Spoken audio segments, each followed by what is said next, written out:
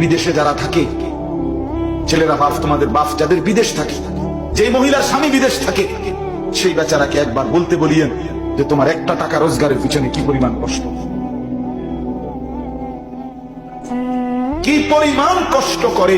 আমি নিজ চোখে দেখছি সৌদি আরবে বারবারই উমরা গেলে তখন ওই বাংলাদেশি আমাদের ভাইরা অনেক দাওয়াত দেয় করে রুমে নেয়। ওই যে মোবাইলে বয়ান শুনে, যার কারণে চিনে, দেখলেই জড়ায় ধরে রুমে নেয়। গিয়া দেখি 12 জন 14 জন একটা রুমে ফ্লোরের মধ্যে থাকে, নিজেরা রান্না খায়।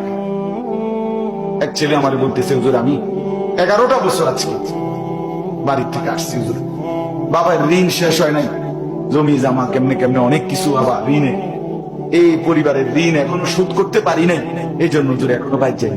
11টা বছর মাকে দেখে না, বাপকে দেখে না। এরপরে ছেলেটা বলতে, হুজুর একটা 12 ঘন্টা ডিউটি করে, 12 ঘন্টা টানা ডিউটি করে এরপরে মনটা চায় রাস্তা ফুরে থাকে, ঘুমাইতে হয়, কিন্তু আবার নিজে গিয়া নিজের রান্না রাঁধতে হয়, জামা ধুইতে হয়, একটা ট্যাবলেট হইলে নিজেরটা নিজে খুললা খাইতে হয়। কে দিবে? মা কোথায় আছে? মা আছে এখানে, বাবা আছে, স্ত্রী আছে। এতটা কষ্টের টাকা, এতটা। আমার এই অনেক ছেলে হুজুর কোন সময় একটা বার্গার, কোন সময় একটা ওই পোড়া মুরগি ওই একটা কিনা খাইয়ালাই, পানি বুদ্দুর খাইয়া ঘুমাইলাই, মনে করি যে কে রাখবো টাইমবো, একটা ঝামেলা কোগা টাকা কষ্ট করে জমাইয়া বাইক ফাড়াই, আর বাড়িতে এই কষ্টের জমানো টাকা এই অসভ্য